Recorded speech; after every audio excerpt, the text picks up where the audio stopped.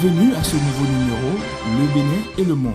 Qui en veut au colonel Assimi Goïta? Une tentative de coup d'État a eu lieu au Mali dans la nuit du 11 au 12 mai 2022. Selon les autorités maliennes, cette tentative de putsch est le fait d'un groupuscule de militaires soutenus par un État occidental dont le nom n'a pas été révélé. Ce serait grâce à la vigilance et au professionnalisme des forces de défense et de sécurité du Mali que le coup de force a été déjoué. Par ailleurs, le gouvernement malien informe que tous les moyens nécessaires ainsi que les mesures appropriées ont été déployées, notamment le renforcement des contrôles aux sorties de la ville de Bamako et aux postes frontaliers.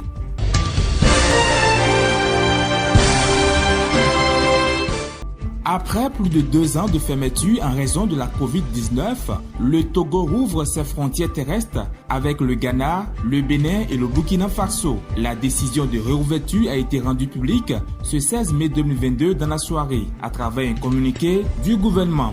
Le communiqué précise que la circulation est donc libre pour les voyageurs, mais sous réserve de la présentation d'une preuve vaccinale. À ce 16 mai 2022, le Togo a enregistré au total 37 023 cas confirmés de Covid-19.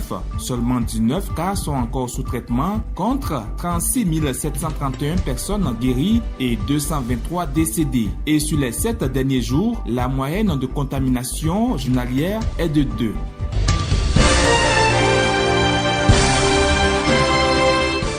Idrissa Gana Gueye, le joueur sénégalais évoluant au PSG, est au cœur d'une grosse polémique en France. Le champion d'Afrique a brillé par son absence au match à Montpellier samedi dernier pour éviter de soutenir la lutte contre l'homophobie. Des raisons religieuses sont évoquées. En revanche, les associations de lutte contre l'homophobie demandent des sanctions pour ce deuxième coup du milieu de terrain du Paris Saint-Germain. Son entraîneur, Mauricio Pochettino, a évoqué des raisons personnelles, précisant que son joueur n'était pas blessé. Une source proche du vestiaire parle de choix individuel du joueur. L'homophobie n'est pas une opinion, mais un délit, a rappelé quant à lui sur Twitter le collectif Rouge Direct qui lutte contre l'homophobie dans le sport. Fin de ce tour d'actualité.